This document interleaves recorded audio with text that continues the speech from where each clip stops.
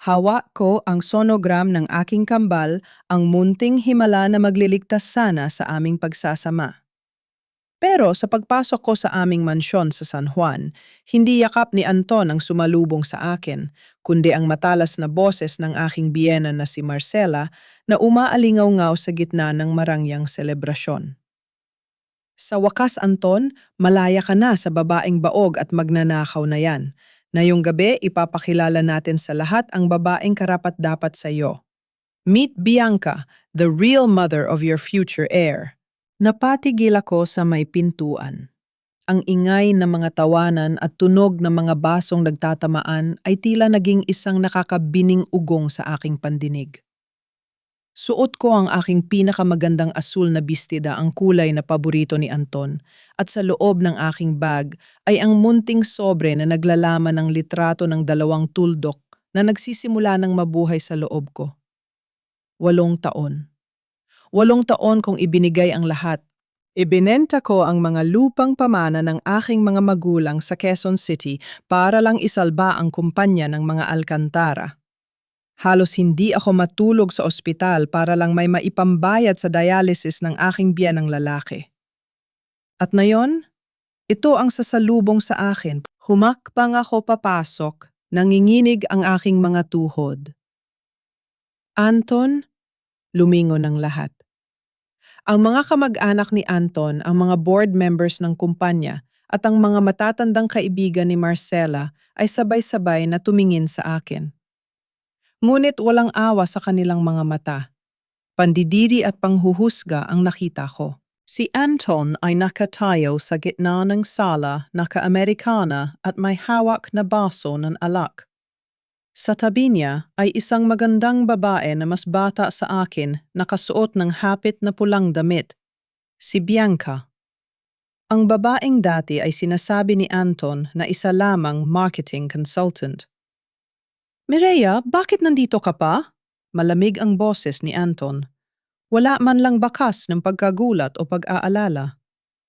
I thought I made it clear. Tapos na tayo. Anton, anniversary natin na yon. Pabalong kong sabi, pilit na pinipigilan ang pagpiyok ng aking boses. At may kailangan akong sabihin sa'yo tungkol sa pamilya natin. Lumapit si Marcela sa akin, bawat hakbang ng kanyang high heels ay tila tinutusok ang aking puso. Anong pamilya, Mireya ang? Kapal din naman ang mukha mo. Pagkatapos mong limasin ang pera ng kumpanya para sa sarili mong luho, pagkatapos mong makipagkita sa ibang lalaki sa likod ng anak ko dahil alam mong hindi mo siya mabigyan ng tagapagmana. Hindi totoo yan, sigaw ko. Kailanman ay hindi ko nagawang magnakaw o magtaksil. Kayo ang nakakaalam kung gaano ko ipinagdamot ang sarili ko para lang mapanatiling maayos ang buhay ninyo. Mumisi si Marcela at itinaas ang isang makapal na envelope. Huwag ka nang magmalines.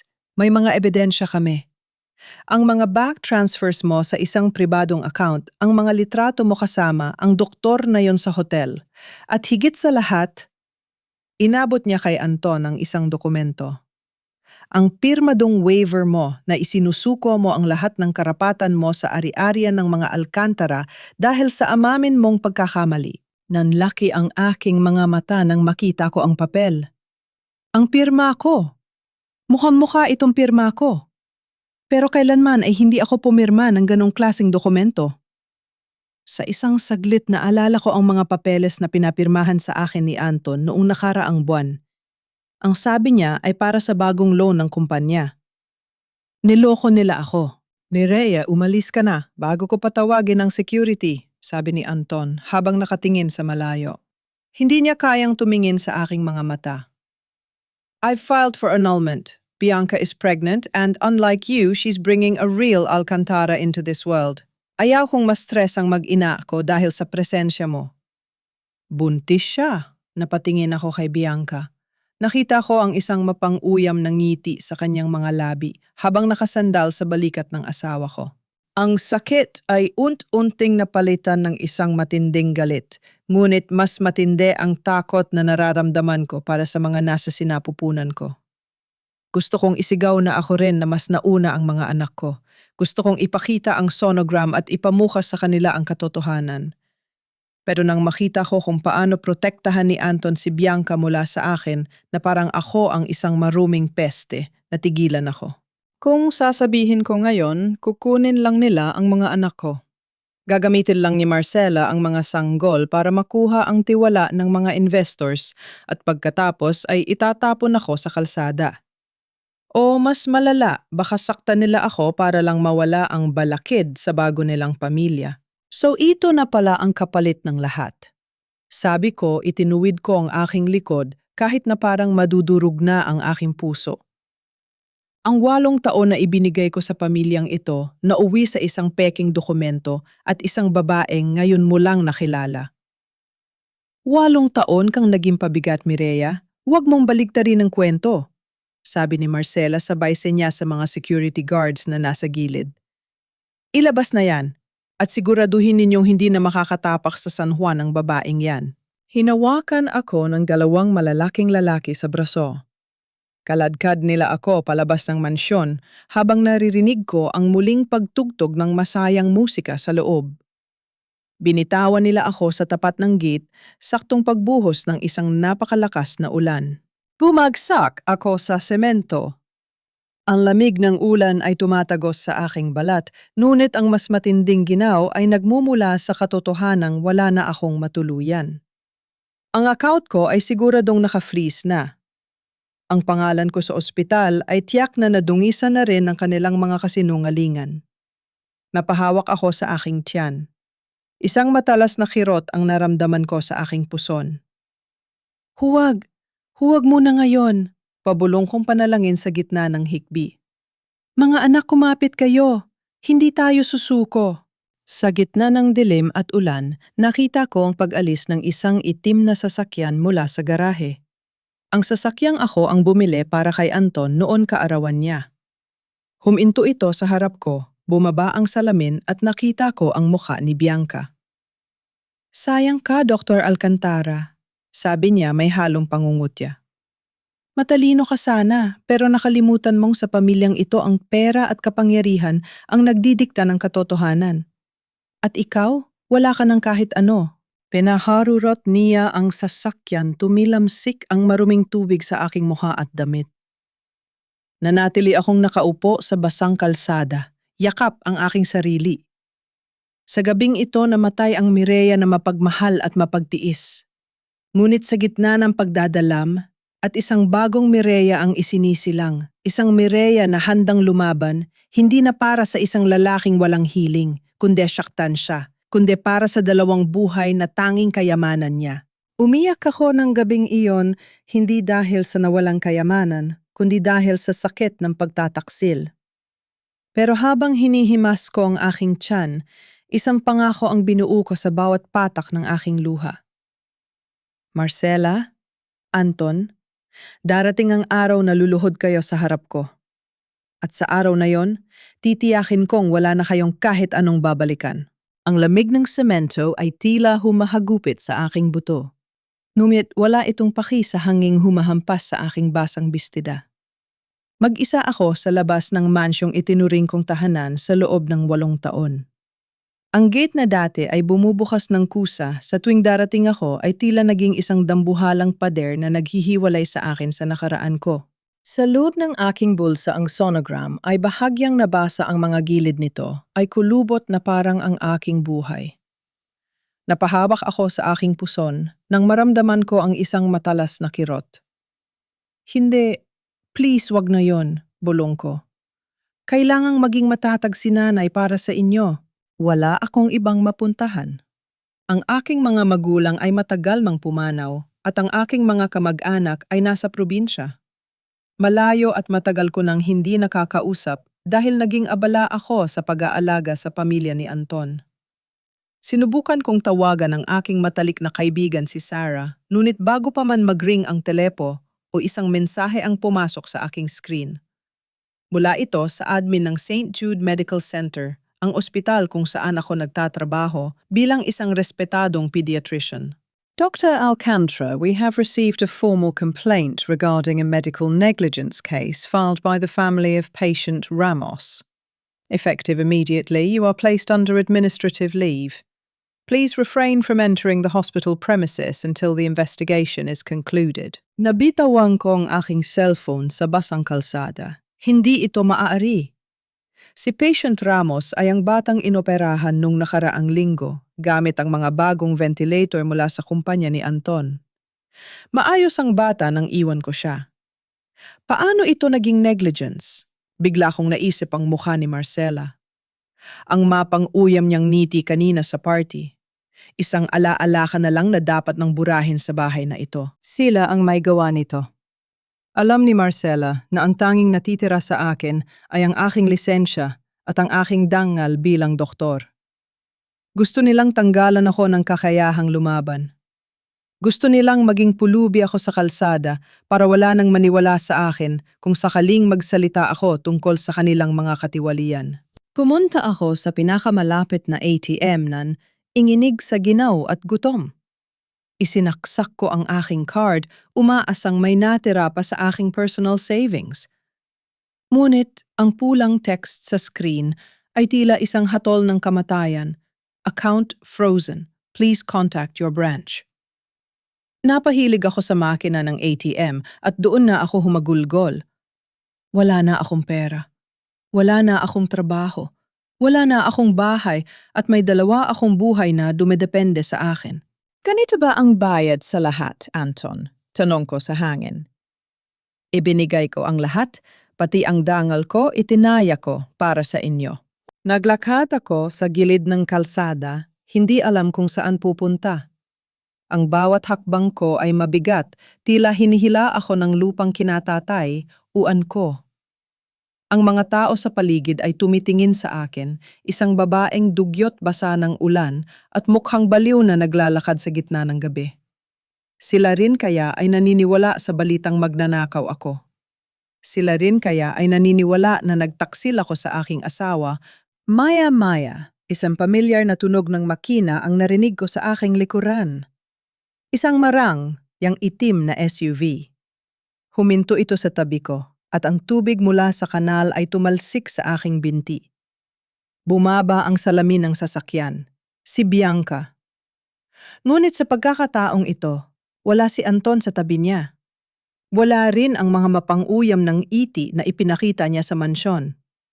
Nakatingin lang siya sa akin, ang kanyang mga mata ay tila nagdadalawang isip. Mireya, tawag niya. Hindi doktora kundi ang pangalan ko lang, hindi ako sumagot. Tinitigan ko siya ng matalim, ang aking mga kamao ay nakakuyom sa gilid ng aking basang bistida. Hindi ko ginusto ang lahat ng ito, pabulong niyang sabi. May bahid ng takot sa kanyang boses. Ang akala ko ay matagal na kayong hiwalay ni Anton. Ang sabi ni Marcela, ikaw ang sumisira sa kumpanya. At naniwala ka naman, sagot ko. Ang boses ko ay paos at puno ng pait.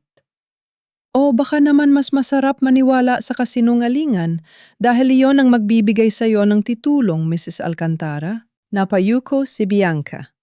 Saglit siyang tumingin sa paligid, parang may sinisigurong walang nakakakita sa kanya. Umalis ka na sa Manila, Mireya, habang may pagkakataon ka pa. Hindi titigil si Marcela hanggat hindi ka tuluyang nawawasak. Ang balak niya sa iyo ay hindi lang basta pagpapaalis. Gusto niyang mabulok ka sa kulungan. Isang sobre ang inabot niya sa akin mula sa bintana. Kunin mo ito, pamasahe mo patungong probinsya. Huwag mong sabihin galing sa akin. Tiningnan ko ang sobre. Pera. Marahil ay pera ito mula sa kumpanya ni Anton. Pera na ako rin ang nagpaguran. Ngunit sa pagkakataong ito, nanaig ang aking pride. Itabi mo ang pera mo, Bianca, sabi ko habang itinutulak pabalik ang sobre. Hindi ko kailangan ng limos mula sa babaeng nagnakaw ng asawa ko. At sabihin mo kay Marcela, hindi niya ako mapapatay ng ganoon kadali. May dahilan kung bakit ako nabubuhay at malalaman ninyo yon balang araw. Nabigla si Bianca sa aking sinabi. Akmapasa na siyang magpaliwanag nang biglang tumunog ang kanyang cellphone. Nakita ko ang pangalan sa screen, Anton My Love. Lagmamadali niyang itinaas ang salamin ng sasakyan at pinaharurot ito paalis. Iniwan akong muli sa gitna ng usok at dilim. Pinanood ko ang paglayo ng kanyang sasakyan. Doon ko naramdaman ang muling pagkirot ng aking tiyan, ngunit sa pagkakataong ito mas matindi. Napaluhod ako sa gilid ng kalsad, asa po ang aking puson. Nanay Pilar, bulong ko. Nanay Pilar, kailangan ko po kayo. Si Pilar ang matandang unit na nag-alaga sa akin nung bata pa ako. Siya lang ang taong maaari kong pagkatiwalaan. Ngunit nasa Batangas siya at wala akong kahit 5 sa aking bulsa.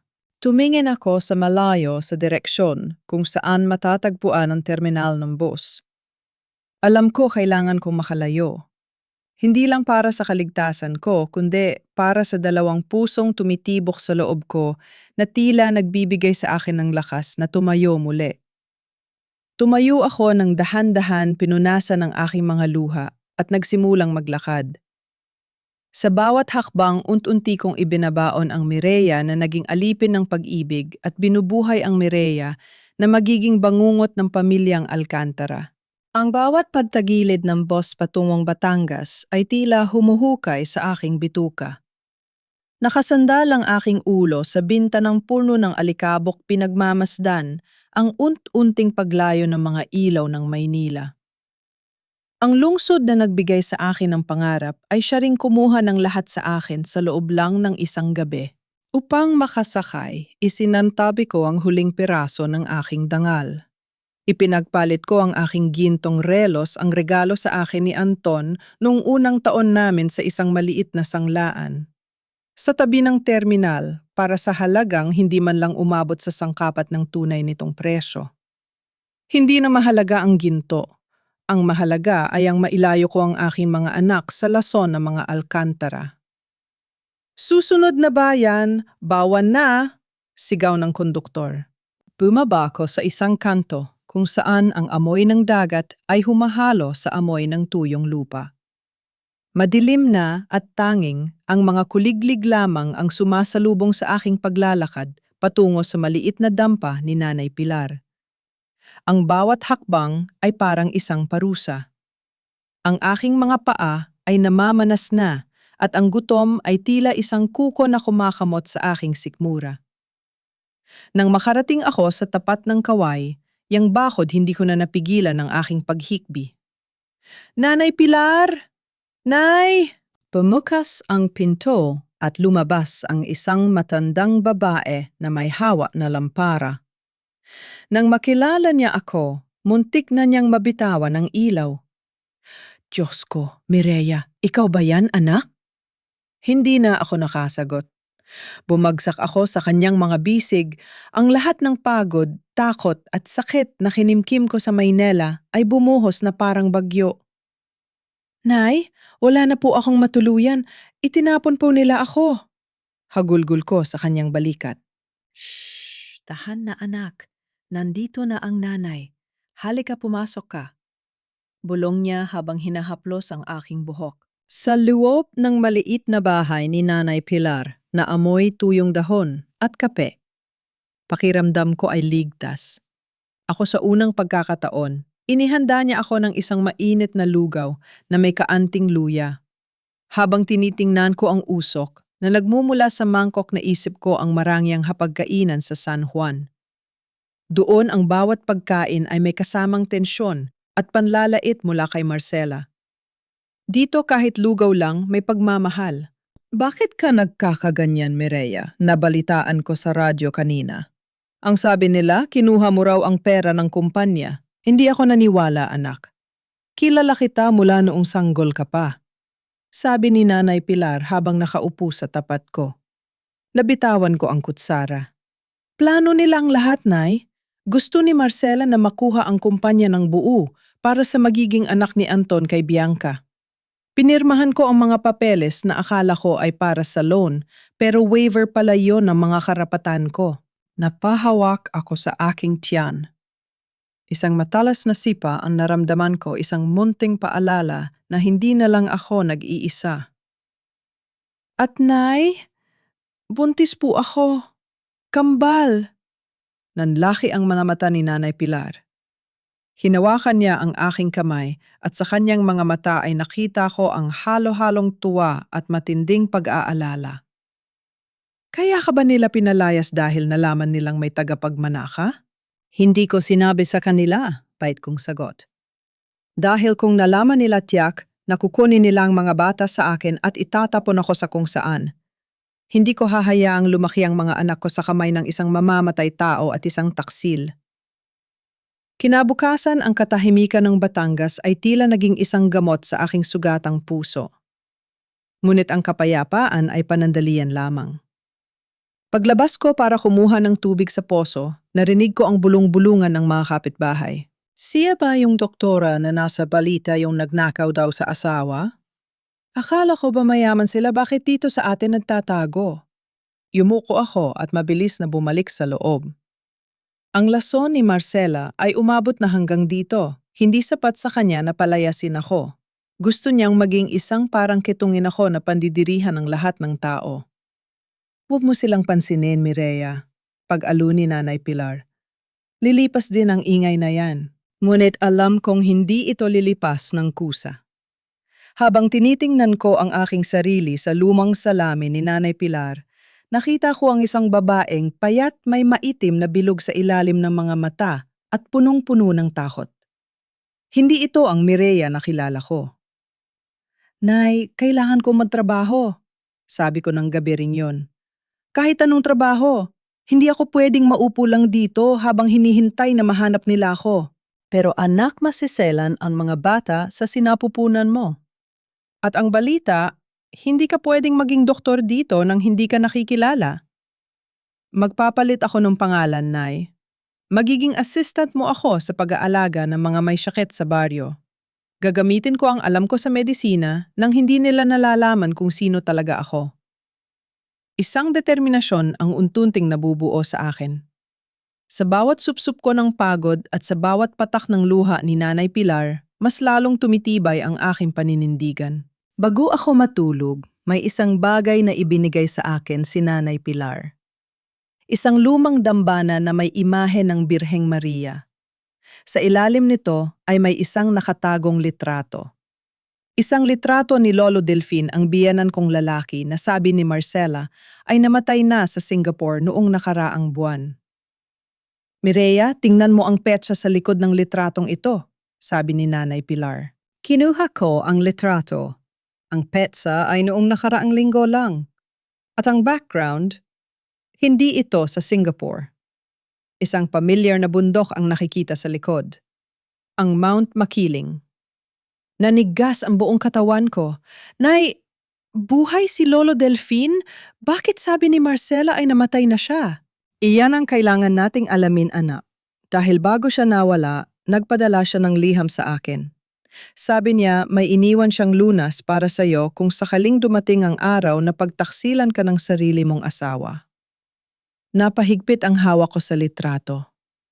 Ang hiwaga ng pagkamatay ni Lolo Delfin ang susi. Kung buhay siya, ibig sabihin ang buong pundasyon ng kasinungalingan ni Marcela ay maari kong wasakin. Maganda ka, Marcela, bulong ko sa dilim. Dahil ang magnanakaw na itinapon mo ay siyang kukuha pabalik ng lahat ng minakaw mo sa amin. Hindi ko maalis ang aking paningin sa litrato ni Lolo Delfin. Ang petsa sa likod nito ay parang isang lamat sa isang perpektong salamin. Kung buhay si Lolo Delfin, ibig sabihin ay hindi lamang pera ang ninanakaw ni Marcela. Ninanakaw niya ang mismong katotohanan. Nay Pilar, paano napunta sa inyo ang litratong ito? Tanong ko habang nanginginig ang aking mga kamay. May isang lalaking pumunta rito noong isang linggo, Mireya. Hindi siya nagpakilala pero ang sabi niya ay galing siya sa isang center sa Tagaytay. Ibinigay niya ang litratong yan at ang maikling sulat na ito, paliwanag ni Nanay Pilar habang inaabot ang isang lukot na papel. Binasa ko ang sulat. Isang linya lang ang nakasulat. Ang ibon ay nakakulong sa ginintuang hawla, ngunit ang susi ay nasa kamay ng babaeng itinapon. Alam ko ang sulat na ito. Ito ang sulat ni Lolo Delfin. Hilig niya ang mga talinghaga. Noong mga panahong nagkakasama kami sa Quezon City, lagi niyang sinasabi na ako ang pinakapinakakatiwalaan niyang miyembro ng pamilya Alcantara, higit pa sa sarili niyang asawa at anak. Ngunit bago ko pa man masiyasat ang tungkol kay Lolo Delfin, kailangan kong harapin ang kasalukuyang panganib ang kaso ng medical negligence na tila isang lubid na unting humihigpit sa aking leeg.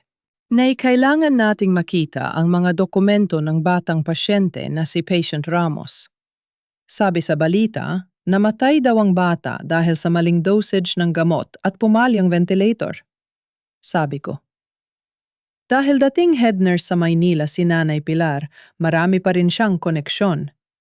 Gamit ang isang lumang laptop at ang mabagal na internet sa Batangas, sinubukan naming pasukin ang mga public records at balita tungkol sa kaso. Tingnan mo ito, Mireya, turo ni Nanay Pilar sa screen. Ang ventilator na ginamit sa bata, galing sa Alcantara Medical Supplies, batch number 8812. Yan ang batch na sinasabi mo sa akin dati na may defect sa pressure sensor. Nanlamig ako. Yon ang batch na ipinapatigil ko kay Anton na event? Sinabi ko sa kanya na mapanganib yon para sa mga bata dahil hindi stable ang oxygen flow. Ang sabi niya sa akin na ayos na nila ang problema. Napahawak ako sa aking ulo. Nayon ay malinaw na ang lahat. Hindi lang ako pinalayas ni Marcela dahil kay Bianca. Pinalayas nila ako dahil ako lang ang nakakaalam na ang kumpanya nila ay nagbebenta ng mga depektibong gamit na nakakamatay ng pasyente. At para masigurong hindi ako magiging saksi laban sa kanila, ibinaling nila sa akin ang sisi. Ginawa nilang scapegoat ang sarili nilang asawa at manugang para lang maisaalba ang kumpanya. Bulong ko sa pait. Kinuha ko ang kopya ng waiver at divorce papers na palihim kong naitago sa aking bag bago ako pinalayas. Tinitigan kong mabuti ang aking pirma sa ibaba. Sa unang tingin ako talaga ito, ang bawat kurba, ang bawat tuldok. Ngunit may napansin ako, ang tinta. Masyadong pantay ang pagkakabaon ng panulat sa papel. Ang bawat letra ay may eksaktong kapal mula simula hanggang dulo. Walang diin ng kamay ng tao. Bigla akong napaigtad. Ang autopen? Anong autopen, anak? Tanong ni Nanay Pilar. Nung nakaraang birthday ni Anton, niregalohan ko siya ng isang autopen, isang signature machine na ginagamit ng mga matataas na executive para pumirma ng mga dokumento kahit wala sila. Ikinarga ko ang pirma ko doon para matulungan ko siyang pumirma sa mga resibo ng kumpanya kapag nasa ospital ako. Napahawak ako sa aking dibdib, parang sasabog ang puso ko sa tindi ng sakit. Ginamit nila ang mismong regalo ko para nakawin ang buhay ko. Ito ang trap ng mga Alcantara. Isang sistema dong pagwasak sa akin. Ginawa nilang kriminal ang isang doktor, ginawa nilang taksil ang isang tapat na asawa, at ginawa nilang kulubi ang babaeng nagpayaman sa kanila. Maria, hindi tayo pwedeng himik lang. Sabi ni Nanay Pilar, ang kanyang boses ay puno ng determinasyon. Kung buhay si Lolo Delfin, siya ang tanging makakapagpatunay na ang kumpanya ay hindi na pinapatakbo ng tama. Siya ang may-ari ng 40% ng shares na gusto nilang makuha. Pero Nay, kailangan nating maging maingat. Kung malalaman nilang nandito ako sa Batangas, baka ituloy nila ang balak nilang ipakulong ako o mas malala pa. Nagdesisyon ako.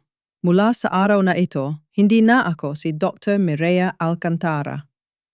Nay, simula bukas ako na si Ray. Magtatrabaho ako sa health center ng barangay bilang volunteer assistant mo. Gagamit ako ng salamin at itatali ko ang buhok ko. Kailangan nating makalapit sa mga pasyenteng gumagamit ng gamit ng Alcantara Medical Supplies dito sa probinsya. Doon tayo kukuha ng ebidensya. Habang naghahanda ako para sa aking bagong pagkatao, naramdaman ko ang isang malakas na sipa mula sa aking kambal. Tila, sinasabi nila na sumasang-ayon sila. Naririnig niyo ba yan, Marcela Anton? Sabi ko habang nakatingin sa kadiliman ng gabi. Ang bawat buhay na kinuha ninyo dahil sa kasakiman, ang bawat patak ng luha ko sa ulan, lahat yan ay may kabayaran. At ang kabayarang yon ay magsisimula sa sandaling mahanap ko ang susi ng hawla ni Lolo Delfin. Isang tawag ang biglang pumasok sa lumang cellphone ni Nanay Pilar. Isang numerong hindi rehistrado. Nang sagutin ito ni Nanay Pilar, agad siyang namutla. Mireya, si Bianca. Gusto kanyang makausap. Kinuha ko ang telepon o ang aking puso ay tumitibok ng mabilis. Ano pang kailangan mo, Bianca? Hindi ba sapat na nakuha mo na ang asawa ko? Ang boses ni Bianca sa kabilang linya ay hindi puno ng pangungutya. Puno ito ng takot. Mireya, makinig ka. Huwag kang babalik ng Maynila. Nagpadala si Marcela ng tao para hanapin ka. May nalaman silang hindi dapat, nalaman nilang hindi ka nag-iisa. Anong ibig mong sabihin? Alam na nila, Mireya. Alam na nilang buntis ka. Ang babala ni Bianca ay tila isang malamig na tubig na ibinuhos sa akin. Alam na nilang buntis ka. Napahawak ako sa aking tiyan. Ang proteksyong instinct ng isang ina ay agad na nanaig. Paano nila nalaman? Ang sonogram, Mireya, naiwan mo sa mansyon noong gabi ng party. Nakita yon ng isa sa mga katulong at ibinigay kay Marcela. Mabilis na paliwanag ni Bianca, ang boses niya ay nanginginig. Galit na galit si Marcela. Sinabi niya kay Anton na kailangang maresolba ang problemang ito bago pa maging hadlang sa pagsasali ng ari-arian. Mireya, magtago ka. Huwag kang magpapakita kahit kanino. Bago ko pa man maitanong kung bakit niya ako tinutulungan na putol na ang linya. Nanatili akong nakatitig sa telepo. No ang puso ko ay parang isang tambol na mabilis ang pagtibo. Mireya, anong sabi? Tanong ni Nanay Pilar na bakas ang kaba sa mukha. Kailangang mas lalo tayo mag-ingat, Nay. Alam na nila ang tungkol sa kambal. Pero hindi ko maintindihan kung bakit nagbabala si Bianca. Isang linggo ang lumipas. Nanatili akong nagtatago sa ilalim ng pagkatao ni Ray. Suot ang malaking salamin maluwag na t-shirt at sombrero, nagsilbi akong assistant ni Nanay Pilar sa maliit na charity clinic sa baryo. Mahirap ang buhay dito, ngunit dito ko nakita ang tunay na mukha ng serbisyo. Isang hapon, habang nag-aayos ako ng mga gamot, isang humaharurot na tricycle ang huminto sa tapat ng klinik. "Saklolo, tulungan niyo kami, ang tatay ko hindi makahinga!" Sigaw ng isang babae. Tumakbo kami ni Nanay Pilar palabas. Isang matandang lalaki ang nakahiga sa loob ng tricycle, namumula ang mukha at humahawak sa kanyang dibdib. At sa tabi niya umiiyak at nagmamakaawa ay isang babaeng hinding-hindi ko malilimutan. Si Bianca. Nakatitig siya sa akin, ngunit dahil sa aking disguise, hindi niya ako agad nakilala. "Please, tulungan niyo ang tatay ko, inate. Yata siya sa puso." Nagkatinginan kami ni Nanay Pilar. Ito na ang pagkakataon kong tumakas ang iwan siya sa kanyang pagdurusa, gaya ng ginawa niya sa akin. Ngunit nang makita ko ang matandang lalaki na naghihingalo ang sumpa ko bilang doktor, ay nanaig sa aking galit bilang asawa. "Dalhin niyo siya sa loob, bilis." Utos ko, nakalimutan kong dapat ay nagtatago ako. Sa loob ng maliit na klinik, ginamit ko ang lahat ng alam ko. Walang oxygen tank, walang mamahaling gamit, tanging CPR at ang ilang emergency meds na itinago ko sa aking bag ang gamit ko. "Huwag po kayong bibitaw, tay," bulong ko habang maengat na tinitignan ang kanyang vital signs. Makalipas ang kalahating oras na tila isang buong araw, naging stable ang lagay ng matanda. Nakahinga na siya ng maluwag at nakatulog. Napaupo ako sa isang silya, hinahabol ang aking hininga habang ang pawis ay tumatagaktak sa aking mukha. Doon lamang lumapit si Bianca. Tinitigan niya ako ng matagal mula sa aking mga mata hanggang sa aking mga kamay na may bahid pa ng dugo ng kanyang ama. "Doktora?" "Mireya," pabulong niyang sabi. Hindi ako sumagot. Tinanggal ko ang aking salamin at tiningnan siya ng diretsyo. "Bakit ka nandito sa Batangas, Bianca? Sinusundan mo ba ako para tapusin ang sinimulan ni Marcela?" Napayuko si Bianca, ang kanyang mga balikat ay nangangatog sa paghikbi.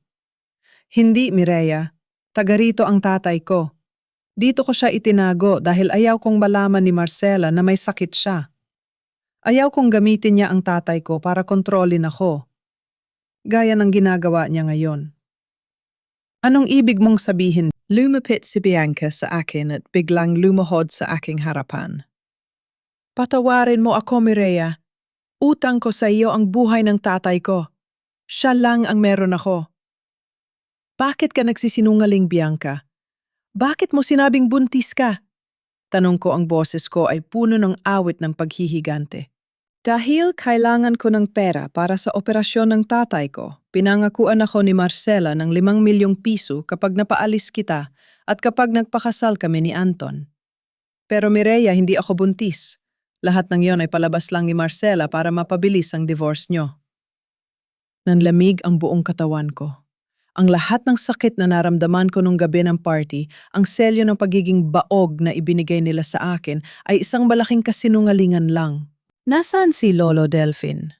Tanong ko, hinawakan ko siya sa balikat at itinayo. Sabihin mo sa akin ang totoo kung gusto mong bayaran ng utang na loob mo sa akin. Tumingin si Bianca sa pintuan, tinitiyak na walang nakikinig. Nasa Tagaytay siya sa Heaven's Gate Sanctuary, isang pribadong nursing home na pag-aari ng kapatid ni Marcela. Doon siya nakakulong, Mireya. Pinapainom siya ng gamot para maging laging tulog at magmukhang may demensya. Pero buhay siya. Siya ang may hawak ng dokumentong magpapatunay na ang shares ng kumpanya ay hindi mapupunta kay Marcela, kundi sa iyo at sa mga anak mo. Naramdaman ko ang isang matinding lakas na dumaloy sa aking mga ugat. Ngayon may kakampi na ako. May katotohanan na akong hawak. Bakit mo ito sinasabi sa akin ngayon? Tanong ko. Dahil nakita ko kung paano mo isinalba ang tatay ko kahit na alam mong kaaway mo ako. Mas mabuti kang tao kaysa sa kanila, Mireya. At natatakot ako para sa iyo at sa mga bata. Pinaplano ni Marcela na ipahanap ka at pilitin kang pirmahan ang huling dokumento, ang pagtalikod sa pangalan ng mga anak mo bilang Alcantara. Napahigpit ang hawak ko sa aking tiyan. Hinding-hindi mangyayari yon. Mireya, kailangan mong magmadali, dagdag ni Bianca. Magkakaroon ng malaking event ang Alcantara Medical sa susunod na buwan sa Makati. Doon nila balak i-announce ang merger sa isang foreign company. Kapag nangyari yon, wala na tayong magagawa. Kailangan mong makuha si Lolo Delphine bago ang araw na yon. Sa sandaling yon, ang alyansang hindi ko inaakala ay nabuo. Si Bianca, ang babaeng sumira sa aking tahanan, ang siya palang magiging susi sa aking pagbabalik. Salamat, Bianca, sabi ko. Pero wag mong iisiping pinatatawad na kita. Ginagawa ko ito para sa mga anak ko. Alam ko, sagot niya. At gagawin ko ang lahat para makabawi. Ako ang magiging mata at tainga mo sa loob ng mansyon. Cliffhanger. Habang paalis si Bianca, isang itim na sasakyan ang dumaan sa harap ng klinik. Ang plaka nito ay pamilyar sa akin. Sasakyan ng mga tauhan ni Marcela. Nakita kaya nila kami. Ang itim na sasakyang dumaan ay tila isang anino ng kamatayan na nagpabilis sa tibok ng aking puso. Agad kaming nagtago sa likod ng pintuan ng klinik ni Nanay Pilar. Ramdam ko ang lamig ng pawis sa aking noo habang nakasilip sa binta at pinapanood ang dahan-dahang pag-usad ng sasakyan hanggang sa maglaho ito sa kanto. Nakita kaya nila tayo? Tanong ni Bianca, putlang-putla ang muka. Hindi ko alam, pero kailangan na nating kumilos, sagot ko. Bianca, bumalik ka na sa Maynila. Huwag kang gagawa ng anumang ikakahinala nila. Ako na ang bahala kay Lolo Delphine. Matapos makaalis si Bianca, hindi na ako nag-aksyaya ng panahon. Sa kabila ng aking lumalaking tiyan at ang banta sa aking kaligtasan, alam kong ito na ang tanging pagkakataon ko. Kung mananatili ako rito, mahahanap nila ako. Nay Pilar, sasama po ako sa inyo sa Tagaytay, sabi ko habang nag-eempake ng ilang gamit at mga medical na supply. Mireya, mapanganib ang lagay mo. Hayaan mong ako na lang ang pumunta, pag-aalala ng matanda. Hindi po, Nay. Ako lang ang nakakaalam kung anong gamot ang kailangang itigil at ibigay sa kanya para magising siya mula sa pagkakadrug sa kanya. Ako ang doktor niya. Gabi na nang makarating kami sa Tagaytay. Ang fog ay makapal, tila isang puting kumot na bumabalot sa paligid ng Heaven's Gate Sanctuary. Ang lugar ay napapaligiran ng matataas na pader at may mga armadong guard sa gate. Mukha itong resort, pero sa loob alam kong ito ay isang bilangguan. Dahil sa tulong ng impormasyon ni Bianca tungkol sa shift ng mga nurse na gawa naming makapasok sa likod na bahagi ng gusali. Suot ang puting uniforme ng isang utility worker na nakuha ni Nanay Pilar, dahan-dahan kaming naglakad sa madidilim na hallway. Amoy disinfectant at luma ang paligid, isang amoy na pamilyar sa akin pero may halong lungkot. Room 302, bulong ko. Nang buksan ko ang pinto, tila tumigil ang mundo ko. Sa gitna ng isang marangyang kwarto, nakahiga ang isang matandang lalaki. Sobrang payat niya, halos butot balat na ang kanyang mga bisig. At ang kanyang mukha na dati ay puno ng sigla, ay tila naging isang bunggo na lamang. Lolo Delfin? Pabulong kong tawag. Walang sagot. Ang tanging maririnig ay ang mahinang tunog ng heart monitor. Lumapit ako at hinawakan ng kanyang kamay. Napakalamig nito. Agad kong tiningnan ang IV drip na nakakabit sa kanya. Haloperidol at diazepam, basa ko sa mga bote. Diyos ko, Marcela, pinapatay mo siya ng dahan-dahan? Ang mga gamot na ito sa ganoong dosage ay sapat na para gawing gulay ang isang tao at burahin ang kanyang alaala. Galit na galit ang aking kalooban. Ang taong ito ang nagmahal sa akin na parang tunay na anak at ganito ang ginawa nila sa kanya para lang sa pera. Agad kong inihanda ang aking daladalang swero na may pampagising at bitamina. Lolo, ako ito si Mireya. Nandito na po ako. Ililigtas ko kayo. Dahan-dahan kong pinalitan ang IV drip. Habang hinihintay ang epekto, narinig namin ang mga yabag ng sapatos sa hallway, papalapit sa aming kwarto. Mireya, may dumarating! Babala ni Nanay Pilar na nakasilip sa siwang ng pinto. Nagmadali akong nagtago sa ilalim ng kama, habang si Nanay Pilar naman ay nagkunwaring naglilinis ng banyo. Bumukas ang pinto. Kamusta ang pasyente? Tanong ng isang boses lalaki. Matigas at seryoso ang tono nito. Ganun pa rin po, sir. Tulog pa rin. Sabi ni Madam Marcela, wag daw ititigil ang dosage hanggat hindi natatapos ang merger sa Makati. Sagot ng isang nurse. Siguraduhin niyo lang, kapag nagising ang matandang ito bago ang susunod na buwan, lahat tayo ay malilintikan. Narinig ko ang pagbukas ng cabinet at ang tunog ng mga papel. Halos hindi ako humihinga sa ilalim ng kama. Ang bawat segundo ay tila isang taon. Nang sa wakas ay lumabas na sila at narinig namin ang pag-lock ng pinto, doon lang ako nakalabas. Kailangan na nating kumilos, Nay, na yun na, sabi ko. Ngunit bago pa kami makatayo, narinig ko ang isang mahinang ungol mula sa kama. Tumingin ako kay Lolo Delfin. Ang kanyang mga mata ay bahagyang nakadilat nang inginig ang kanyang mga labi. Mireya, pabulong niyang sabi halos hindi marinig. Lolo, gising na po kayo. Napaiyak ako sa tuwa habang hinahawakan ang kanyang mukha. Hinawakan niya ang aking kamay ng mahigpit, isang lakas na hindi mo aakalaing magmumula sa isang taong ganoon kapayat. Mireya, ang mga bata. Alam niyo po, alam ko, napanaginipan ko sila. Nahihirapan niyang sabi. Sa likod ng painting ni Santa Maria, sa lumang opisina ko, ang tunay na testamento. Bago pa siya makapagsalita nang higit pa biglang tumunog ang alarm sa buong gusali. Isang pulang ilaw ang nagsimulang kumislap sa hallway. May nakapasok, I-lock ang lahat ng exits, sigaw ng isang guard mula sa intercom. Nay Pilar, itulak natin ang wheelchair, kailangan nating makalabas dito. Cliffhanger. Habang itinutulak namin si Lolo Delfin sa madilim na hallway, hinarangan kami ng 3 armadong guard at sa likuran nila, dahan-dahang naglakad palapit ang isang taong hindi ko inaasahang makikita sa oras na ito. Si Anton. Nakatayo si Anton sa dulo ng hallway. Ang kanyang anino ay tila isang mahabang daliri na humahawak sa aming kapalaran. Ang kanyang mukha na dati ay puno ng pagmamahal na inakala ko ay balot, na yon ng gulat at pagkalito. Mireya. Halos pabalong ang kanyang boses, lunod sa ingay ng alarm.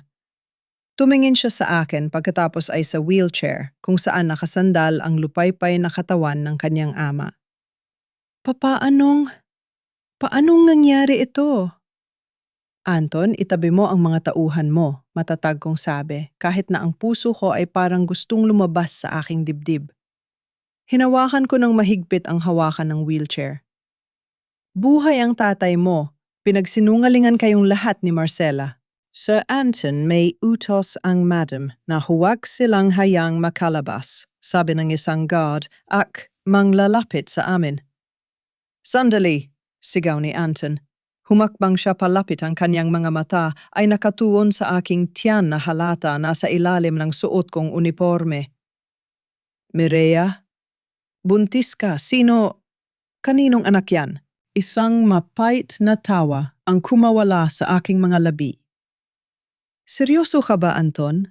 Pagkatapos ng 8 taon nating pagsasama, itatanong mo yan? Sa tingin mo ba ay lahat tayo ay gaya mo na mabilis humanap ng kapalit? Napatigil siya. Kitang-kita ko ang sakit at pag-aalinlangan sa kanyang mga mata.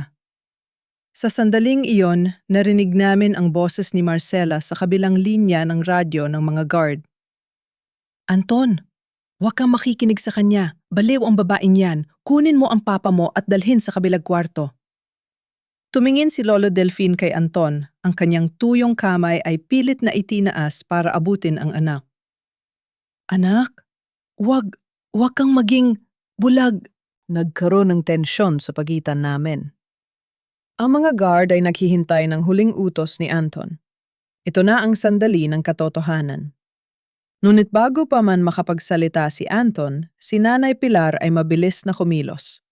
Kumuha siya ng isang fire extinguisher sa pader at binuga ito sa gitna namin. Ang puting usok ay bumalot sa hallway. Sa gitna ng kaguluhan at ubo ng mga guards, itinulak namin ni Nanay Pilar ang wheelchair patungo sa service elevator na malapit sa amin. Mireya, bumalik ka rito. Narinig kong sigaw ni Anton, pero hindi ko na siya nilingon. Nakalabas kami sa likod ng gusali kung saan naghihintay ang isang lumang van na inarkila ni Bianca. Mabilis naming isinakay si Lolo Delphine. Habang papalayo kami sa sanctuary, nakita ko sa side mirror ang figura ni Anton na nakatayo sa labas ng gate. Hindi kumikilos habang pinapanood kaming mawala sa dilim ng fog sa Tagaytay. Makalipas ang ilang oras, nakarating kami sa isang maliit na farmhouse sa liblib na bahagi ng Batangas malayo sa bayan ni Nanay Pilar. Dito muna kami magtatago. Ang mga sumunod na araw ay naging tahimik pero puno ng pag-aalaga. Bilang doktor, naging prioridad ko ang pag-detoxify sa katawan ni Lolo Delphine. Itinigil ko ang lahat ng mga sedatives na ibinibigay sa kanya at pinalitan ito ng tamang nutrisyon at physical therapy. Mireya, anak. Salamat, mahinang sabi ni Lolo Delphine isang hapon habang nakaupo kami sa beranda pinagmamasdan ang mga puno ng kape. Mas malinaw na ang kanyang paningin at unti-unti nang bumabalik ang kanyang boses. Wala po yun, Lolo. Utang ko po sa inyo ang buhay ko at ang kinabukasan ng mga anak ko. Sagot ko habang hinahaplos ang aking tiyan. Malakas na ang sipa ng kambal, tila nakikinig sa aming usapan.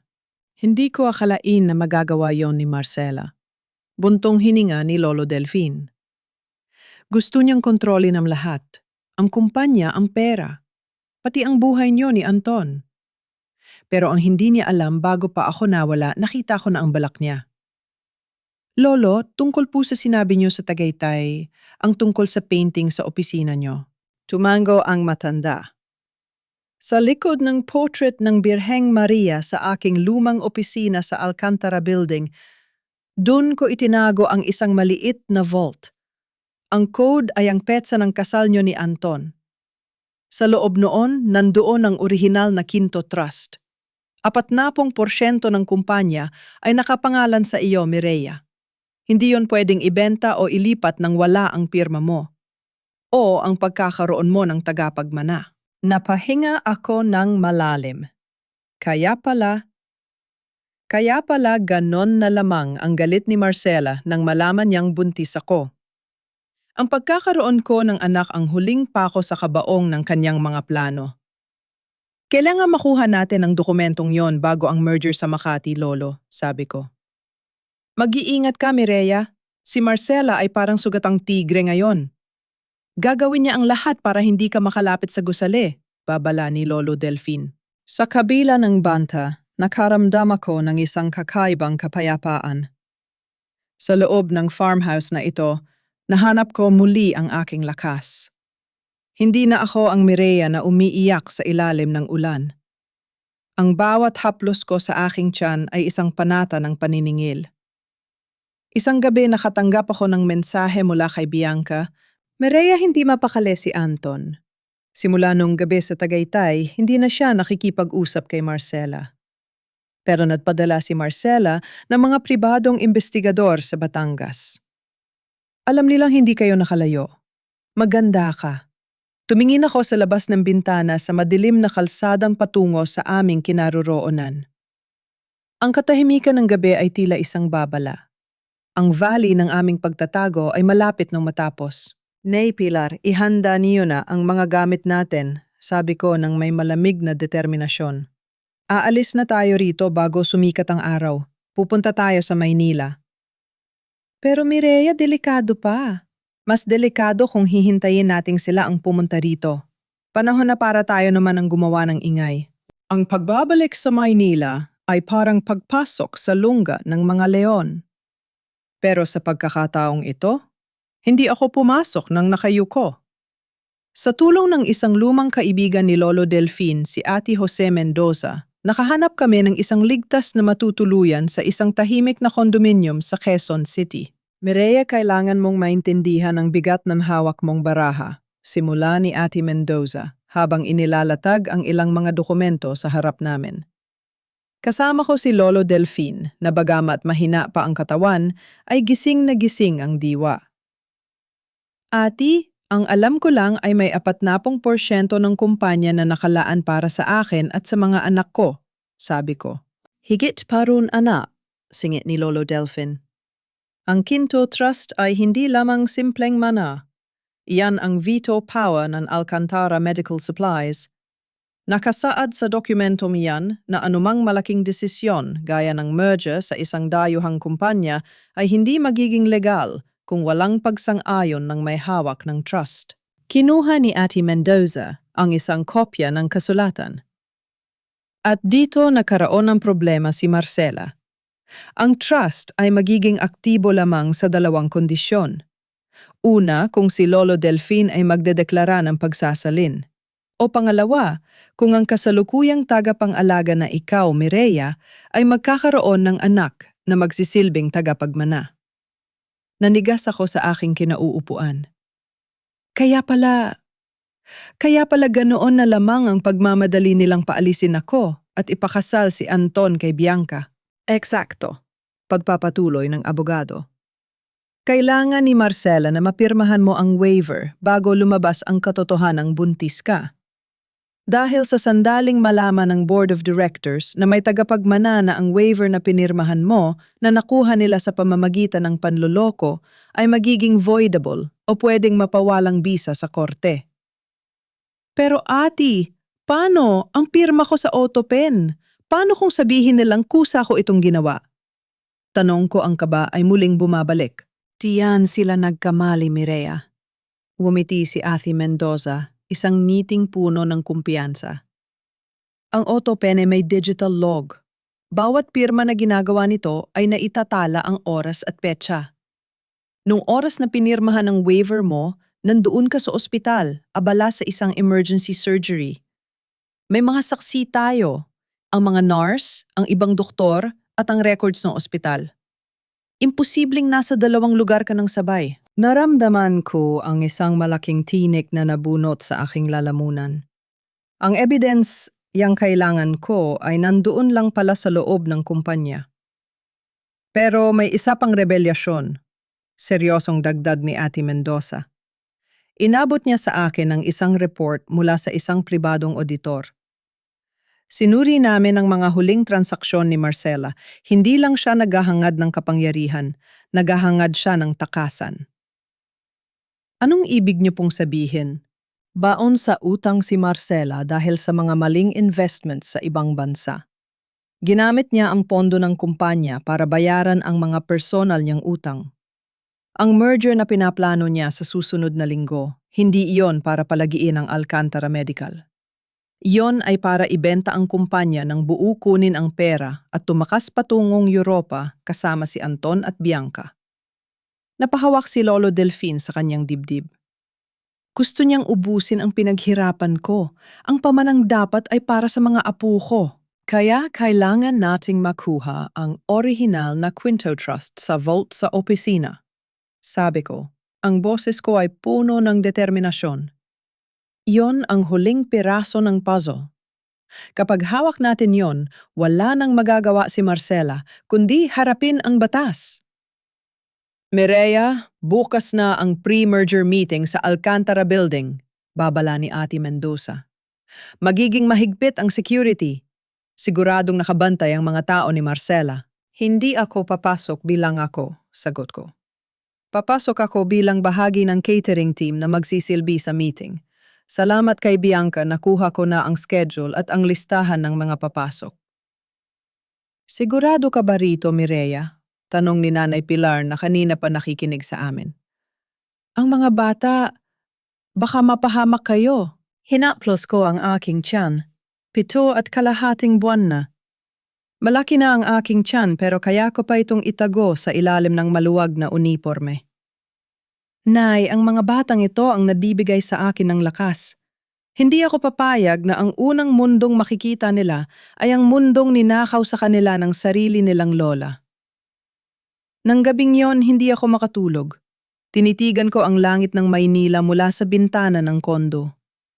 Ang mga ilaw ng lungsod ay parang mga matang nagmamasid. Biglang tumunog ang aking cellphone. Isang unknown number. Mireya, ang boses sa kabilang linya ay pamilyar, si Anton. Bakit ka tumatawag, Anton? Hindi pa ba sapat ang ginawa niyo? Malamig kong tanong. Nahanap ko ang mga files ni Mama Mireya, ang tungkol sa ventilator batch 8802 at ang tungkol sa gamot ni Papa. Mahina ang kanyang boses, puno ng pagsisisi. Patawarin mo ako, nabulag ako. Akala ko ay pinoprotektahan ko ang kumpanya pero ako pala ang sumisira rito. Ang tawad ay ibinibigay sa taong marunong tumayo para sa tama, Anton. Hindi sa taong tumatawag lang kapag huli na ang lahat, sagot ko. Kung gusto mong bumawi, huwag kang haharang sa gagawin ko bukas. Anong gagawin mo? Ang kukuha ng nararapat para sa mga anak ko. Ang mga anak na itinuring mong balakid pero sila palang magliligtas sa pangalang Alcantara. Hindi ko na hinintay ang kanyang sagot at pinatay ko na ang tawag. Wala nang puwang ang emosyon. Wala nang puwang ang pag-aalinlangan. Cliffhanger kinabukasan. Habang suot ang uniforme ng catering staff, matagumpay na nakapasok si Mireya sa loob ng opisina ni Lolo Delfin. Pero bago pa niya mabuksan ang vault sa likod ng painting, narinig niya ang pagpihit ng doorknob. Pumasok si Marcela, may hawak na baril at nakatingin ng diretso sa kanya. I knew you'd come for this, Mireya, sabi ni Marcela, nang may mapanganib ng ngiti. But you're too late. The vault is empty. Nakatitig ako sa dulo ng baril ni Marcela, ngunit hindi ang takot ang nananaig sa akin, kundi ang matinding pandidiri.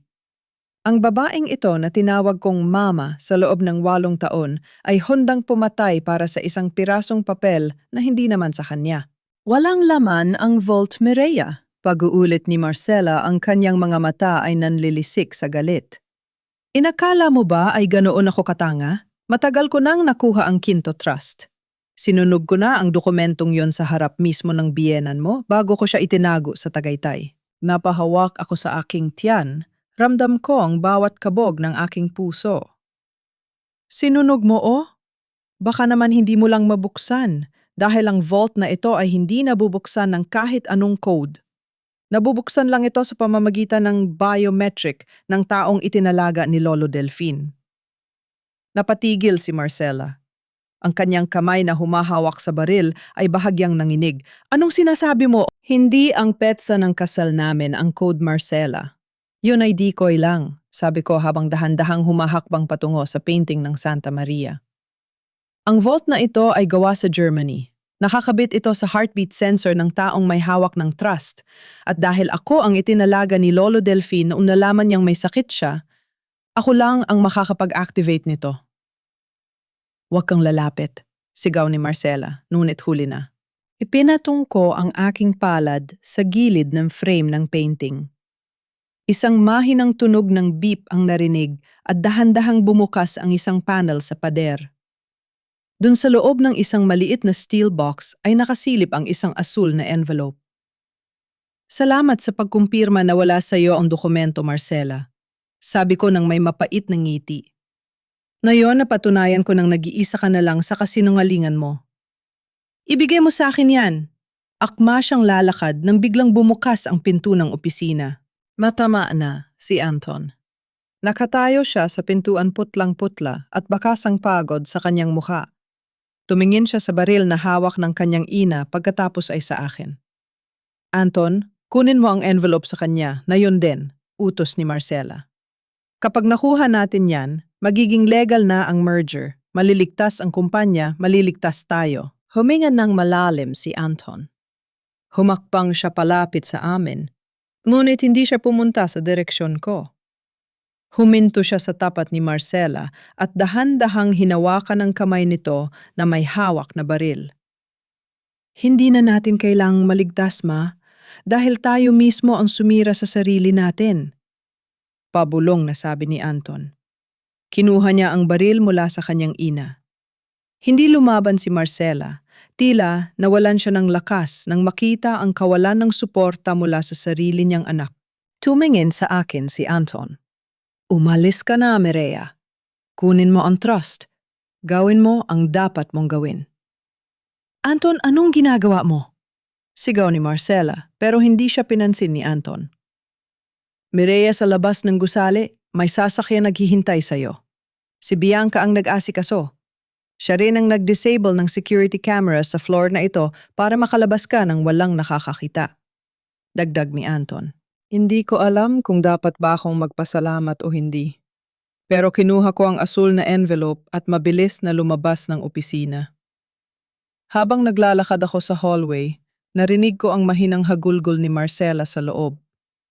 Isang reyna na nawala ng korona sa loob ng sarili niyang palasyo. Makalipas ang isang oras, nakarating ako sa kondo kung saan naghihintay si Ate Mendoza at Lolo Delfin. Nang buksan namin ang envelope, hindi lang ang orihinal na Quinto Trust ang nandoon. May kalakip din itong isang USB drive at isang sulat kamay na testamento. Ito na ang lahat, sabi ni Ate Mendoza habang sinusuri ang mga papel. Mireya, sa dokumentong ito ikaw ang kinikilalang majority shareholder sa oras na magkaroon ka ng anak. Ibig sabihin sa susunod na Martes sa Grand Merger event sa Makati, ikaw ang may huling say. Ano ang nasa USB? Tanong ko. Isinaksak ni Ate Mendoza ang USB sa laptop. Lumitaw ang isang video recording. Si Lolo Delfin ito noong mga panahong malakas pa siya. Kung pinapanood niyo ito, ibig sabihin ay wala na ako o kaya ay hindi ko na kayang protektahan ang pamilyang Alcantara. Mireya, ang anak ko ay mahina at ang asawa ko ay nilamon ng ambisyon. Ipinagkakatiwala ko sa iyo ang lahat hindi dahil ikaw ang asawa ni Anton, kundi dahil ikaw ang tanging may pusong manggamot hindi lang ng tao, kundi ng kumpanyang ito. Napaiyak ako habang pinapanood ang video. Si Lolo Delfin kahit noon pa man ay alam na ang mangyayari. Mayroon din kaming nakuhang ebidensya tungkol sa batch 8802 ng mga ventilators, dagdag ni Ate Mendoza. Ang mga dokumentong nakuha ni Bianca sa accounting department ay nagpapatunay na alam ni Marcela na may defect ang mga gamit. Pero itinuoy pa rin ang benta para lang mapunan ang kanyang mga utang. Ibig sabihin, maaari ko nang linisin ang pangalan ko sa kaso ng medical negligence? Tanong ko. Higit pa ron. Maari nating ipakulong si Marcela sa kasong reckless imprudence resulting sa homicide, estafa at kidnapping para sa pagkulong kay Lolo Delfin. Tumingin ako kay Lolo Delfin na mahimbing na natutulog sa kabilang kwarto. Ang matandang ito ay dumanas ng sobrang paghihirap pero nanatili siyang matatag para sa amin. Ati ayaw kong maghintay hanggang Martes, sabi ko ng may malamig na determinasyon. Gusto kong simulan na natin ang counter-attack na yon. Ipadala ang mga dokumentong ito sa Board of Directors at sa mga foreign investors na ka-merger ni Marcela. Ipakita natin sa kanila kung anong klaseng tao ang balak nilang maging partner. Mireya, baka gumanti si Marcela ng mas matindi, paalala ng abogado. Hayaan mo siyang gumanti. Dahil sa bawat galaw niya, mas lalo siyang nababaon sa sarili niyang hukay. Sa Martes, hindi lang merger ang mangyayari. Magkakaroon ng grand reckoning ang pamilyang Alcantara. Kinabukasan, lumabas sa mga pahayagan at social media ang isang balita na yumanig sa buong sa buong bansa. Alcantara Medical Supplies faces fraud and homicide charges. Missing patriarch found alive. Nakita ko sa balita ang larawan ni Marcela na mabilis na sumasakay sa kanyang sasakyan para iwasan ang mga reporter. Ang kanyang imperyo ay unti ng gumuho, cliffhanger, habang naghahanda ako para sa huling pagharap, nakatanggap ako ng isang tawag mula sa isang hindi kilalang ospital. Dr. Alcantara, si Anton po ito. Na-aksidente po ang sasakyan ni Bianca at Marcela habang papunta sa airport. Kailangan po namin kayo. Ang bawat yabag ko sa pasilyo ng ospital ay tila isang mabigat na tambol na umaalingaw-ngaw sa aking dibdib. 7 buwan at kalahati na ang aking tiyan. Bawat hakbang ay may kaunting hapdi, ngunit hindi yon sapat para pahintuin ako. Nang marating ko ang emergency room, bumungad sa akin ang isang eksyonang hindi ko inakalang makikita ko. Si Anton, duguan ang kamiseta, at nang inginig ang mga kamay ay nakaupo sa labas ng operating room. Pagkakita niya sa akin, agad siyang tumayo. Mireya, salamat at pumunta ka. Ang boses niya ay basag puno ng takot. Nasaan sila? Maikli kong tanong. Bilang doktor, isinantabi ko muna ang galit. Ang nakikita ko sa harap ko ay hindi ang asawang nagtaksil sa akin, kundi isang pamilyang biktima ng sarili nilang kakamalian. Si Bianca, nasa loob tinatahi ang mga sugat niya. Hindi siya seryosong nasaktan. Pero si Mama, itinuro ni Anton ang pinto ng trauma room. Kailangan siya operahan agad, pero ayaw niya magpapirma ng consent sa ibang doktor. Hinahanap ka niya. Pumasok ako sa loob. Nakita ko si Marcela na nakahiga sa stretcher, may benda sa ulo at hirap huminga. Ang kanyang mukha na dati ay laging puno ng pagmamataas, ay balot na yon ng sakit at takos. Sa kabila ng lahat ng makita niya ako, sinubukan pa rin niyang magsalita ng may pait. Mireya, nandito ka na para panuurin akong mamatay. Pabulong niyang sabi humihingal. Tiningnan ko ang kanyang chart. Malubha ang tama sa kanyang pali-spleen at may internal bleeding. Nandito ako dahil doktor ako, Marcela, at ang mga doktor hindi namimili ng buhay na isasalba. Inabutan ko siya ng consent form. Pipirma ka ba o hahayaan mong dumanas ka ng karma rito mismo sa ospital na dati mong pinamumunuan sa pamamagitan ng takot? Nanginginig na kinuha ni Marcela ang panulat. Pagkatapos niyang pumirma, hinawakan niya ang dulo ng aking uniforme. Ang trust, huwag mong hayaang mawala. Ang kumpanya, hindi mawawala ang kumpanya, Marcela. Pero mawawala ito sa iyo, malamig kong sagot bago ako lumingon sa mga nurse para ihanda ang operasyon. Hindi ako ang nag-opera dahil sa aking pagbubuntis. Hindi ko na kayang tumayo ng matagal sa OR. Ngunit ako ang tumayong consultant sa labas. Pinanood ko kung paano isalbab ng mga kasamahan ko ang buhay ng babaeng sumira sa akin. Ito ang aking unang tagumpay, ang hindi maging katulad niya. Ang manatiling tao sa gitna ng hayop na sistema. Makalipas ang 3 araw, sumapit ang gabi ng Grand Merger Event sa isang marangyang hotel sa Makati. Ito ang gabing pinakahihintay ni Marcela, ang gabing plano niyang ibenta ang Alcantara Medical sa mga foreign investors. Ang buong hall ay puno ng mga taong naka-gown at tuxedo. Ang mga board members ay abala sa pakikipaghitian sa mga dayuhan. Si Anton ay nandoon din, ngunit mukhang anino na lamang siya ng kanyang dating sarili. Si Bianca naman ay nakatayo sa isang sulok may benda pa sa braso at bakas ang pag-aalinlangan sa kanyang mga mata. Nagsimula ang programa. Umakyat ang chairman ng board sa stage. Ngayong gabi, selyado na ang kinabukasan ng Alcantara Medical Supplies. Sa pagpirma ng merger na ito, magiging bahagi na tayo ng isang global empire. Maari na ba nating tawagin ang ating President, Mrs. Marcela Alcantara, para sa formal na pagpirma? Nagkaroon ng bulungan. Nasaan si Mrs. Alcantara? Nabalitaan ko na aksidente raw siya. Biglang bumukas ang dambuhalang pinto ng ballroom. Hindi si Marcela ang pumasok. Pumasok ako suot ang isang itim na maternity gown na hapit sa aking malaking tiyan. Elegante at puno ng autoridad. Sa likuran ko ay si Lolo Delfin na nakaupo sa isang high-tech na wheelchair kasama si Ate Mendoza at si Nanay Pilar. Tumigil ang musika. Lahat ng mata ay nakatuon sa amin.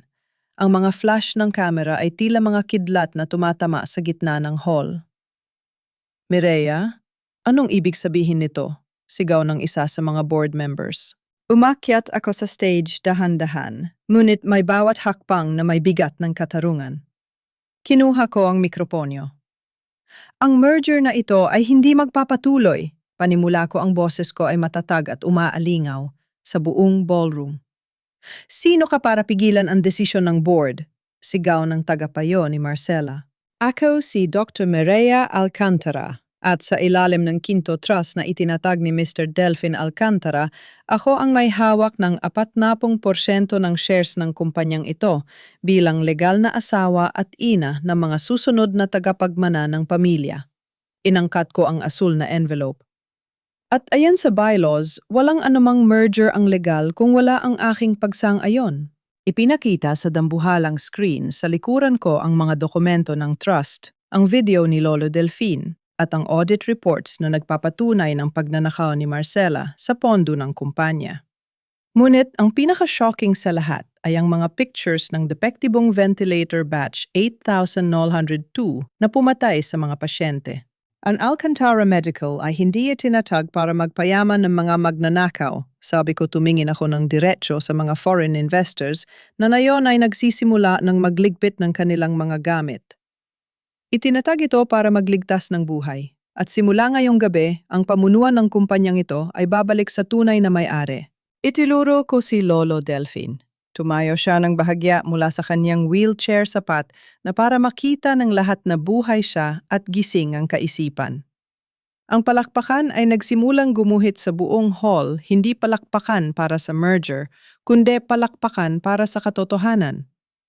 Lumapit sa akin si Anton sa gitna ng stage. Mireya, tapos na. Nakuha mo na ang lahat.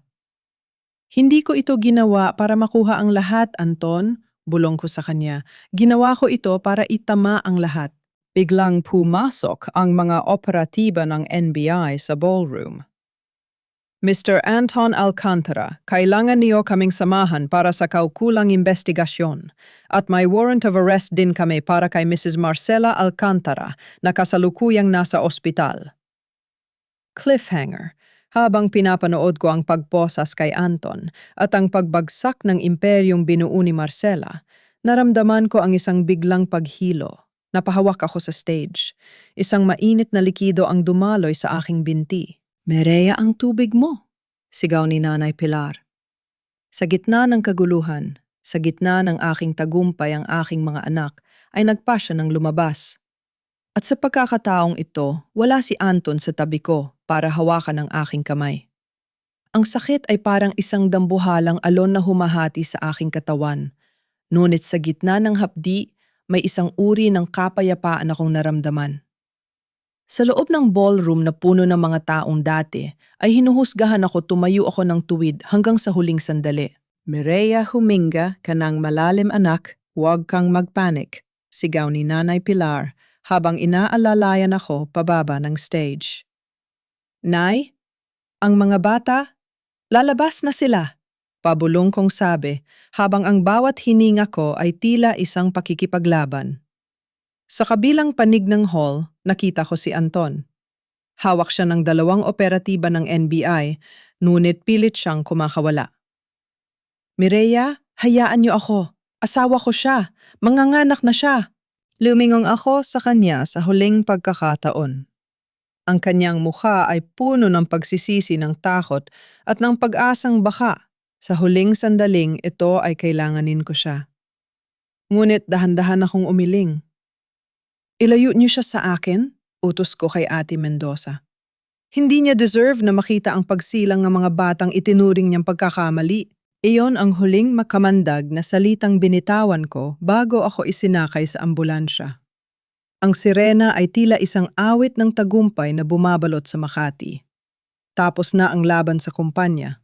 Ngayon, ang laban naman para sa buhay ng aking mga anak ang magsisimula. Sa loob ng delivery room, ang bawat segundo ay tila isang taon. Bilang doktor, alam ko ang panganib. Ang stress ng mga nakaraang buwan, ang aksidente, at ang tensyon kanina sa ballroom ay maaaring magdulot ng komplikasyon. Pero hindi ako natatakot. Kaya mo yan, Mireya. Isang huling itulak na lang, sabi ng aking OB-GYN na dati ko ring kasamahan sa St. Jude. Pumikit ako ng mariin. Inisip ko ang gabi ng ulan sa labas ng mansyon. Inisip ko ang lugaw ni Nanay Pilar sa Batangas. Inisip ko ang tuyong kamay ni Lolo Delfin na humahawak sa akin sa Tagaytay. Ang lahat ng sakit na ipinalasap nila sa akin ay ginamit kong lakas para sa huling sandaling ito. Isang malakas na iyak ang pumuno sa silid. It's a boy! Hindi pa ako nakakahinga ng maluwag nang muling bumalik ang sakit. Matapos ang ilang minuto, isa pang mas malakas na iyak ang umalingaw-ngaw. Another healthy boy. Congratulations, Dr. Alcantara. You have twins. Nang ilapag ang 2 sanggol sa aking dibdib, doon ko naramdaman ang tunay na kahulugan ng salitang panalo. Sila ay malulusog, mapuputi, at may mga matang tila nagdadala ng liwanag sa madilim kong nakaraan. Sa sandaling iyon, ang pangalang Alcantara ay hindi na sumisimbolo sa kasakiman ni Marcela o sa kahinaan ni Anton. Ang pangalang ito ay pag-aari na ng mga anak ko. Makalipas ang 2 araw habang napapahinga ako sa aking suite, bumukas ang pinto. Pumasok si Bianca. Wala na ang kanyang maranyang suot. Nakasuot siya ng simpleng t-shirt at maong at bakas ang pagod sa kanyang muka. Mireya, bibisita lang sana ako, pabulong niyang sabi. Tumingin siya sa 2 crib sa tabi ng kama ko. Ang gagwapo nila. Kamukhang-kamukha ni Anton. Bakit ka nandito, Bianca? Hindi ba dapat ay naghahanda ka na para sa testimonya mo laban kay Marcela? Tanong ko. Tapos na ako sa NBI. Ibinigay ko na ang lahat ng alam ko. Mireya, aalis na ako ng Maynila. Isasama ko ang tatay ko pabalik ng Batangas. Gusto ko lang magpasalamat sa iyo sa pagliligtas sa tatay ko at sa pagpapakita sa akin na pwedeng lumaban nang hindi nagiging masama. Tumango ako. Sana ay maging maayos ang buhay niyo roon. Huwag mo nang babalikan ang mundong ito. Isang bagay na lang, sabi ni Bianca bago siya lumabas. Si Marcela, nasa kabilang building ng ospital, na-paralyze ang kalahati ng katawan niya dahil sa aksidente at stroke matapos niya mapanood ang balita tungkol sa ballroom event. Hindi na siya makakapagsalita. At si Anton, nasa detention cell siya pero ang tanging hinihiling niya ay ang makita ang mga anak niyo kahit isang beses lang. Nanatili akong tahimik. Nang makaalis si Bianca, dumating si Lolo Delfin kasama si Ate Mendoza. Anak, narito na ang formal na kautusan mula sa board, sabi ni Lolo Delfin habang hinahaplos ang pisngi ng isa sa mga apo niya. Dahil sa pagkakalantad ng mga krimen ni Marcela, tinanggal na siya sa lahat ng posisyon. Ikaw na ang itinalagang chairperson of the board ng Alcantara Medical Supplies. Tumingin ako sa labas ng bintana. Nakita ko ang mga tao sa ibaba, ang mga pasyenteng labas-masok sa ospital. Lolo, ayaw ko nang maging chairperson, sabi ko na ikinagulat nila. Gusto ko nang bumalik sa pagiging doktor. Ibibigay ko ang pamamahala sa isang professional management team na ikaw at si Ate Mendoza ang pipili. Ang shares ko itatabi ko para sa pag-aaral ng mga anak ko at para sa pagpapatayo ng isang bagong pediatric wing para sa mga mahihirap. Yan ang Mireya na kilala ko, no umiti si Lolo Delfin. Pero paano si Anton Mireya? Tanong ni Ate Mendoza. Gusto niyang magkaroon ng visitation rights? Kinuha ko ni sa aking mga anak at tinitigan ang mukha nito. Sasabihin ko sa mga anak ko ang totoo tungkol sa tatay nila kapag nasa tamang edad na sila. Pero sa ngayon, ang kailangan nila ay isang nanay na malaya sa pait ng nakaraan. Si Anton ay bahagi na lang ng kasaysayan ko, hindi ng kinabukasan ko. Karma has a way of coming full circle. Si Marcela na gustong kontrolin ang bawat galaw ng lahat ay hindi na ngayon makagalaw. Si Anton na gustong tumakas sa responsibilidad ay nakakulong ngayon sa kanyang sariling pagsisisi. At ako ay isang ina, isang doktor. At higit sa lahat, ako ay isang babaeng muling nabuo mula sa mga pirasong sinira nila. Isang taon ang lumipas. Ang amoy ng gamot at disinfectant sa Alcantara Delfin Community Hospital sa Batangas ay hindi na amoy ng takot para sa akin. Ito na ang amoy ng pag-asa. Sa tulong ni Lolo Delfin at ng pondo mula sa Quinto Trust, nagawa naming itayo ang isang pasilidad na nakatuon sa mga bata at mahihirap isang lugar kung saan ang serbisyo ay higit na mahalaga kaysa sa kita. Nakatayo ako sa hardin ng ospital, pinagmamasdan ang mga batang naglalaro sa ilalim ng mga puno ng mangga. Dito ang bawat pasyente ay tinatrato ng may danggal malayo sa mapanghusgang sistema na muntik ng sumira sa akin. Doktora Mireya, may sulat po para sa inyo, sabi ng isang nurse sabay abot ng isang envelope. Mula ito sa Bureau of Corrections. Binuksan ko ang sulat at nakita ang pamilyar na sulat kamay ni Anton. Mireya, na yung araw ang unang anibersaryo ng mga anak natin. Alam kong wala akong karapatang tawagin silang akin pero gusto ko lang malaman mo na araw-araw kong dinarasal ang inyong kaligtasan. Tinanggap ko na ang hatol sa akin. Dito sa loob, sinusubukan kong magbago. Sabi ni Bianca, maayos ang lagay ni Mama, pagamat nananatili siyang hindi nakakapagsalita. Siguro nga ito ang aming huling bilangguan, ang katahimikan at ang pagsisisi. Patawarin mo ako, Mireya. Hindi ko nahihilinging bumalik ka, sapat na sa akin na alam kong malaya ka na. Tinupi ko ang sulat at ibinalik sa envelope. Wala na ang galit. Wala na ang pait. Ang pagpapatawad ay hindi para sa kanya kundi para sa sarili ko, upang hindi na ako muling gapusin ng nakaraan. Mireya, anak, kailangan ka na sa loob. May bagong pasyente sa Ward 3. Tawag ni Lolo Delfin mula sa kanyang wheelchair. Masigla na ang kanyang mukha at siya ang nagsisilbing inspirasyon ng lahat ng staff dito. Susunod na po, Lolo, sagot ko ng may ngiti. Bago ako pumasok, napansin ko ang isang lalaki nakatayo sa dulo ng pasilyo.